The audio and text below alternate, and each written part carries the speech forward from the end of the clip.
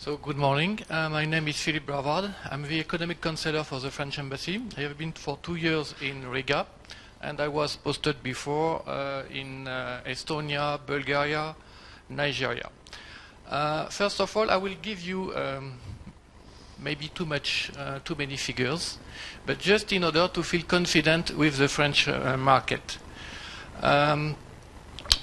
I think it's quite important that you get in mind, all the economic environment of French businessmen.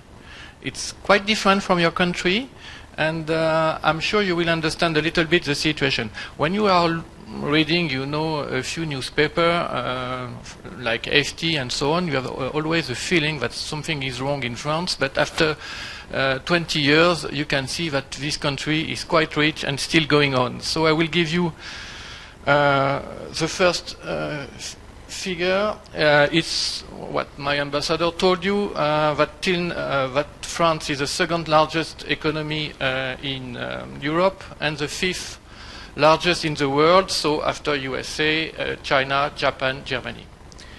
So take in mind the consumer market. It's 65 millions of inhabitants, and if we look for 2030, it will be 68. So it means that the growth of the population is going on. Don't forget also that we have also 1.5 millions of expatriates all over the world, and you have one expatriate in Latvia, it's me. So also you have also you have to take care also that we receive around 80 million of tourists per year, so it could be a market also for you. So what is the situation now in France after the economic crisis of 2008? So you see the deep recession in Eurozone. So if you are looking at France, it's the yellow line. So you can notice that the fall was not so high than the other countries and the Eurozone average. And so you can see that now the line is going up and we are just behind Germany. And if you are looking at the average Eurozone, we are here. So it means that the recession was not so high in France, but now our main challenge is to have a progressive recovery. So now we just match, the pre-level crisis. Yeah. So a few economic forecasts, few figures. So GDP, so this year we expect in between 0.1, 0.2% of growth, and next year we expect around 1%. Regarding to the imports, you will notice that in next year imports will grow by 3%. It means that the French businessmen will import a little bit more than before. So in France we have two challenges. First of all is to tackle the budget deficit. So maybe if you read newspaper you are fully aware about it. And the strategy of the French government is to reduce progressively, gradually, the deficit. Why? Just in order not to kill, the recovery of the growth. So it's a strategy, and we can expect that in 2016 we will close to the zero deficit. Just one point, which is quite important, is the saving rate. I just mentioned this ratio. It means what? That we have, of course, a large deficit, public deficit in France, but the private indebtedness is quite low, and the fact also that French have a lot of money in banks.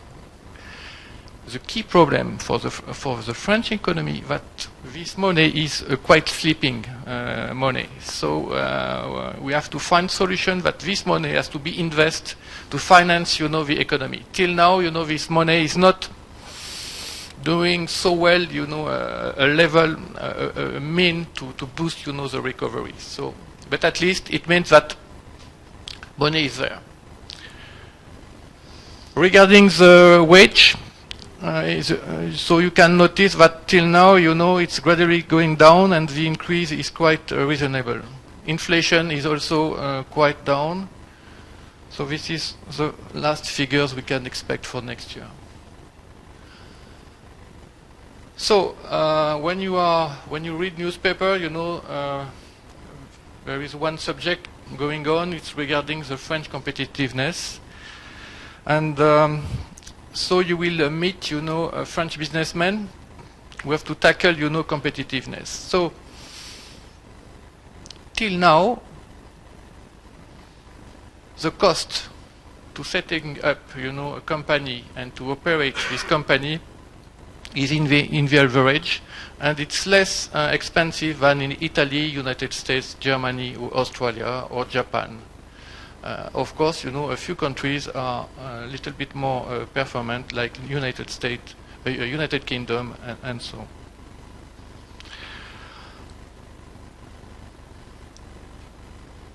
This figure is quite interesting, this chart. I will want to show you. Of course, you know, in France, Mrs. Goubet told you that the legal environment is 35 hours per week. But it means that you can be in a factory, you can be at your office, but it depends what you do when you are in the factory, in your office. Till now, I say till now because nobody knows how long it will be tomorrow or after tomorrow, but till now the productivity of a French employee is very, very high. It means that when you look at the graph coming from Eurostat, it means that the added value produced by a French employee is very, very high, in despite of the fact that the cost of the wage is in the average of the EU, and in despite of the fact that he works 35 hours per week. It means that when you will notice, when you will visit French company, there is no break for coffee now. It means that everybody is under pressure and has to work a lot. So till now, this is the reason why, you know, French competitiveness is still resisting, because people are fully dedicated to the work. So another graph also, it's regarding the manager, the French manager you will meet. Of course, these kind of people are not working 35 hours per week. It's a little bit, it's much more. And if you look, you know, at Eurostat, as you know, Eurostat is the European institution who is doing statistics to compare, you know, the 28 members of EU. You will notice that the average number of hours worked per week by managers is 44.6. So it's before United Kingdom and Germany, and the average for the employers it's 36.5. Just by the fact that a few companies have got, you know, exception and not in order to work a little bit more than 35 hours per week.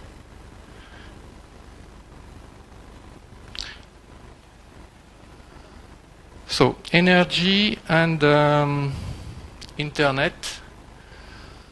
So now you have the price for the industry, for electricity.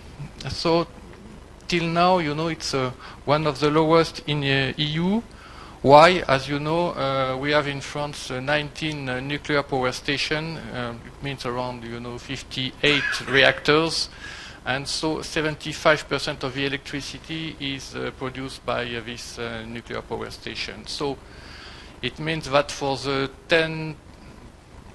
in between the 10 and the next 20 years, we expect that the increase of electricity could be reasonable. Natural gas is also quite used by the large fabrics in France. Just notice that the main supplier for natural gas in France is Norway, Netherlands, Algeria and Russia. So, internet penetration. So you will see that the broadband penetration is quite correct. It's 35% in France. So we are ahead of Germany. And the last statistics was that 83% of the population is using internet. So unfortunately, it's a problem of generation. The oldest generation is not using internet at all in France. So it means that under 60, when you are under 60 years old, everybody is using internet. Above this level age, it's quite rare. There was a question regarding to purchase through internet. Yeah, it's a real market, and now the French actors on the distribution are very amazed by the fact that more and more people are getting, their purchase on internet. It's not a fashion; it's more than a trend. It's a real, new way of distribution. And for instance, it's always difficult to do forecasts. But the French post office was, a little bit afraid by the fact that, the mail was declining every year. But now they get huge profits due to the fact that they are sending parcels everywhere in France due to the purchase through internet. So you have to keep in mind that it's a real new trend. Why? First of all, it's very convenient. Don't forget that people are working hard, that there are a lot of time for transportation, and the fact that it's a way to do a good business. Because people now are in France comparing the price, and it's a way for them to get purchasing power, to find the good products from new supplier. So it's a real market, and for instance, it doesn't concern common goods. It could be bio product. For instance, now we can see new farmers starting new business, sending tomato, carrots, just to the fact that it could be less expensive than in a supermarket or hypermarkets. Corporate tax. So this is the most difficult subject in France. It means that as soon as you start investment in France, you have to be accompanied by a solicitor or a fiscal expert. It's very complicated. To be simple, the standard tax rate is 33%, and for companies where the profit is higher than 2 million euro, there will be a special additional contribution for a few years. This exceptional tax is due to the fact that we have to increase, public revenues to cut the deficit. So it's the reason why there is this additional tax.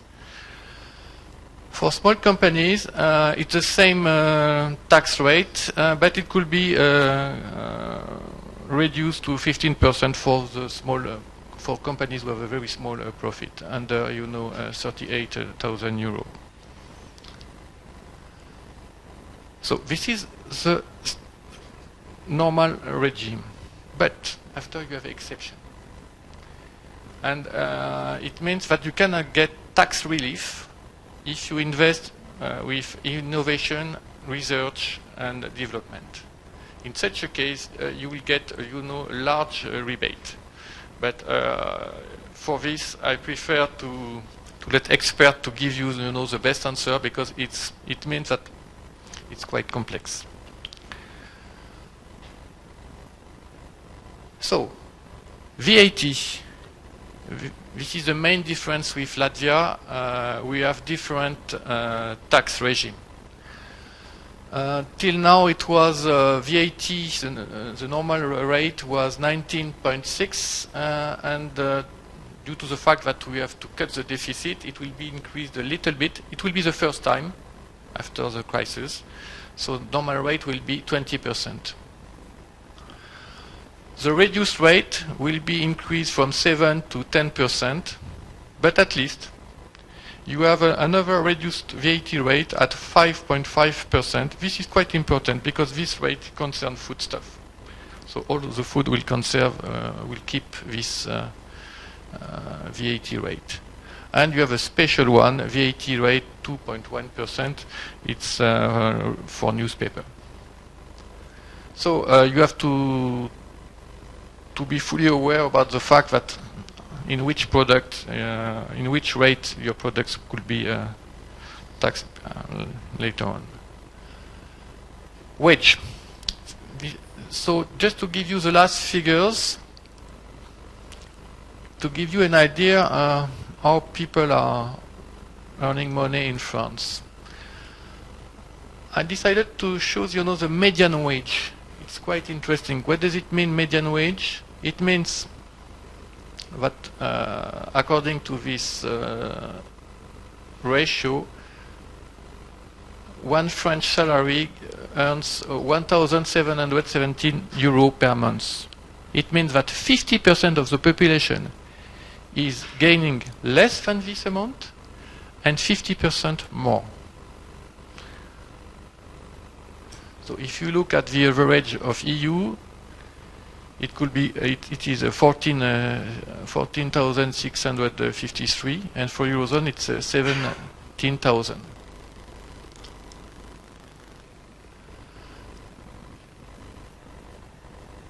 We have also in France a minimum wage.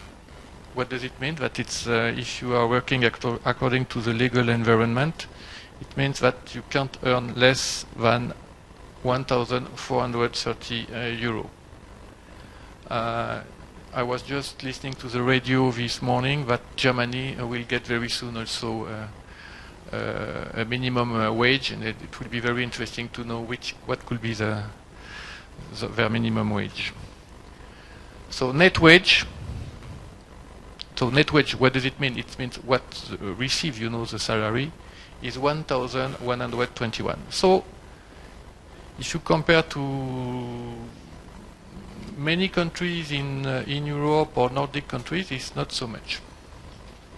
The key problem that after, for the employer, you have the social contribution behind, which of course make the early hour much costly. So social security contribution, it's part of the French environment. It means that the employer has to pay a lot of and the employee also have to pay many contribution. So labor law. So the legal reference is 35 hours per week. Overtime hours, it's maximum 10 hours. And according to the last statistics, the average of hours work is around 38 hours per week. So you can ask me, but why it's not 35? Because around 10% of the population are self-employed people, so they are not concerned by the regulation, and by the fact that more and more factories, after discussion with trade unions, have decided to increase, the number of hours worked per week. So 5 weeks of paid leave. During many years, it's in fact companies were closed in August. It's still true, but take care. More and more companies now have realized that it's crazy to close, the factory or the office during 4 weeks. So you have more and more companies due to the fact, because I would like to come back to this, to the legal environment of 35 hours per week. At the beginning of the negotiation, when it was compulsory in 2000 in France, it was a deal saying, well, you will work 35 hours per week, but there will be flexibility. What does it mean? That, for instance, if you have a factory producing chocolate are used to be sold, during Christmas time. It means that during October, November, and so on, all employees of the factory will work more, around 40 or 45 hours. And in June, or July, when it's not the real season to sell chocolate, they will work less. So keep in mind that 35 hours per week, it's a deal with flexibility for the employer. So just to focus on the fact that what we call in France CDI is quite the rule. CDI, it's a long-term contract. The fixed-term contract with a maximum duration of 18 months is just, this green part. Employees in France are very keen on such, long-term contract, but more and more companies now are requesting, short contract. So, trade unions. It's a paradox. Everybody knows that in France trade unions are very powerful. But if you look at Eurostat, figures, the average of people having, belonging to trade unions in France is just 8%. It's the lowest rate in Europe. So you can say, but what is happening? Because when we are reading newspaper, there is always, trade unions saying that there will be a strike in France and so on. So it's an average. It means that, trade unions are quite powerful in very large companies and in the public sector. So when you look at such problems in France, it's mainly in the large companies.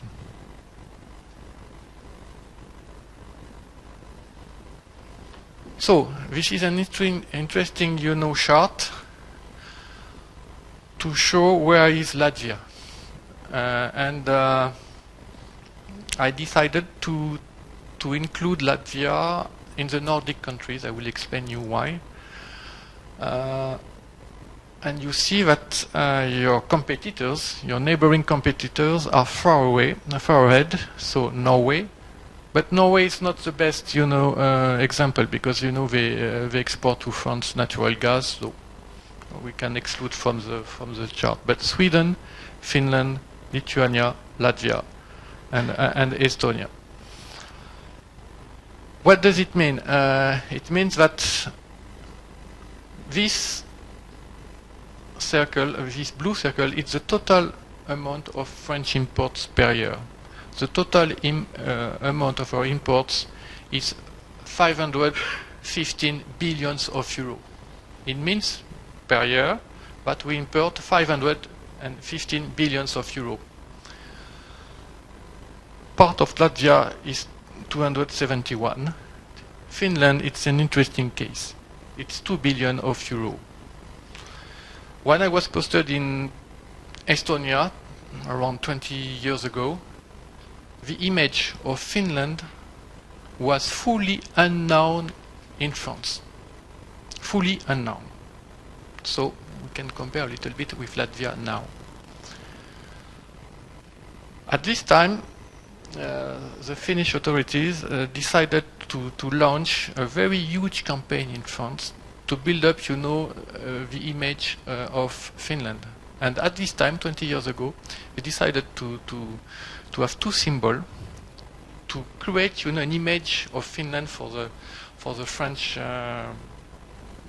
people. First, it was Santa Claus. So everybody now is thinking in France that Santa Claus is coming from Rovaniemi and so on. And the second image was high technology with Nokia.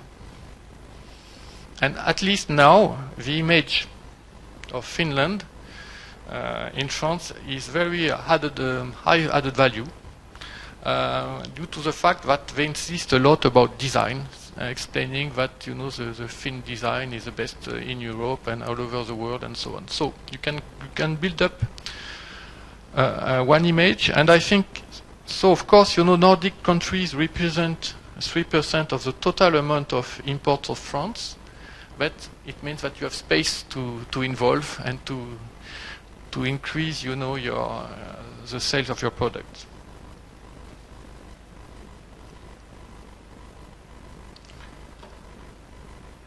Last chart regarding to France.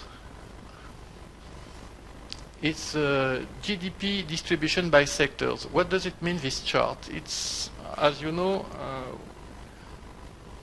to calculate how rich is a country, it's nice to understand which sector is producing added value. It's a way you have to calculate, you know, how a country is powerful. And you will look at this chart and you see that it's quite balanced. Industry now represents just 13% of the GDP in France. It's the same figure than in Latvia. But at least, you know, trade. So if you intend, you know, to export to France, it means that trade represents around, you know, 20% of the GDP in France. So, as you know, construction is 6%. Real estate is quite important. It's 13%. It's very, very huge sector. Banking 5%, communication 5%, and this one is a little bit too much according to European and international standard. It's the public sector. It's defense, health sector, and so on. And this is all, you know, the support given to the companies.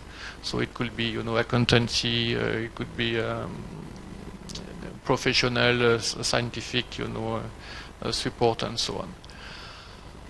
You have all of you have in mind that France is a country of cheese and agricultural products. If you look at the share of agriculture, it's just 2%. So it means that, you know, we are no more really, you know, a country for agriculture. At least we export a lot, but among, you know, the different sectors, it means it represents just a small share. And this one is quite interesting. The brown one, it's art and entertainment. It means that the industry, the service of art and entertainment, are producing more added value than agriculture.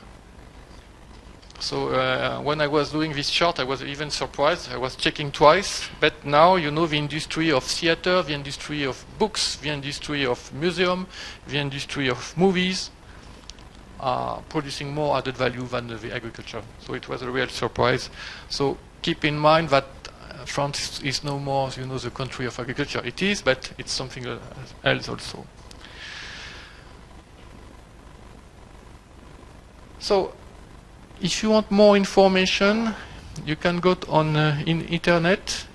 You have a special guide of 123 pages. It's written in English, so you can get all detailed information regarding how to set up, you know, business in France. I will just keep your attention a few seconds more regarding to the wood industry,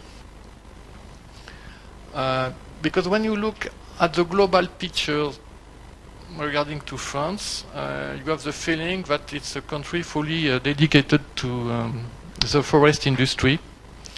In EU, we have the third forest in terms of resources.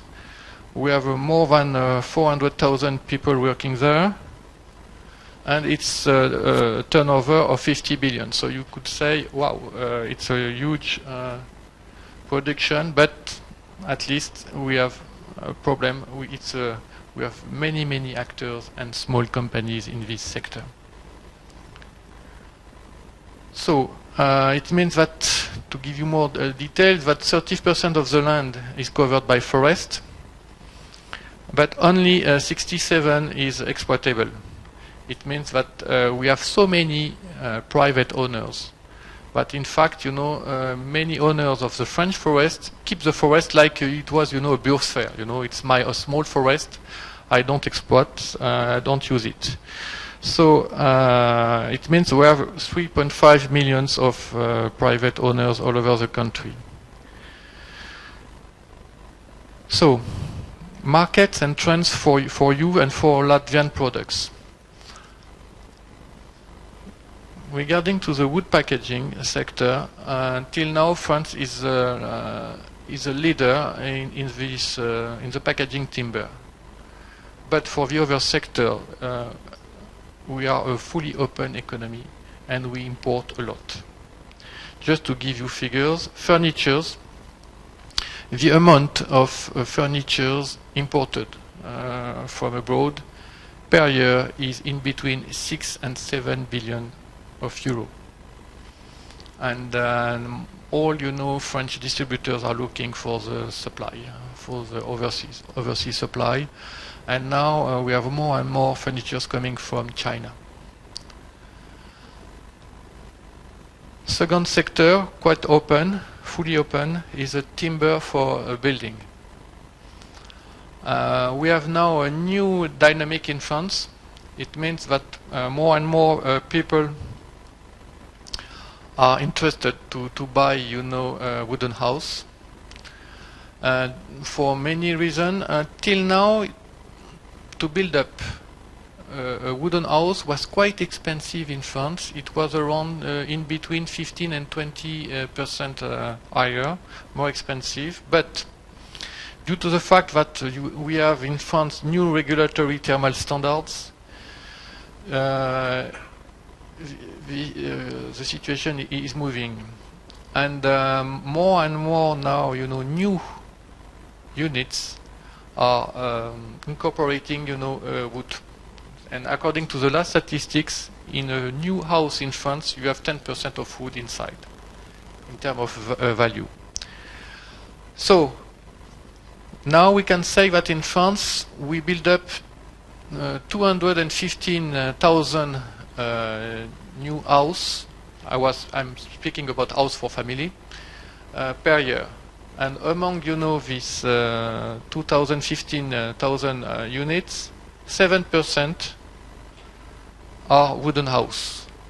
According to the last forecast from the professional of this sector, we forecast that there will be 35 units per year in 2020 in wood. So it's a huge increase. Until now, the French supply is not able to supply, 35,000 units per year. So, just write for you the main foreign actors. Of course, many of them. It's Finforest, Schillinger, Binderholz, Dexhaus, and for another market, it's high-beam market. We have also many foreigners coming mainly from Nordic countries and UK. So also we have a huge demand also for cross-laminated timber, fiberboard, strand board, and all these products are supplied by foreign partners. So, and the wood fiber, last sector, it's import of 1 billion euro also. So just to be complete, French market is also very open to new product. It's a wood plastic composite. This market till now is supplied by Japan. It's very trendy in France. Why? Because this wood plastic composite will imitate, this exotic wood like teak and so on, and sequoia. And for the French market, it's quite interesting because it looks like, a new exotic wood. But for instance, if you intend to do, terrace and so on, and for the long term, it's quite resistant for 15, 20 years. And till now, the main supplier is Japan, and they make a lot of money with this sector.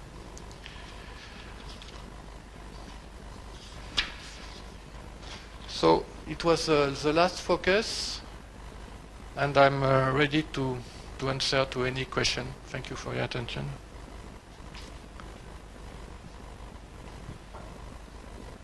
Do you have any idea or feeling or comment why Lithuania is exporting 4 times more to France than we are? Yeah, it's a good question. Two reasons.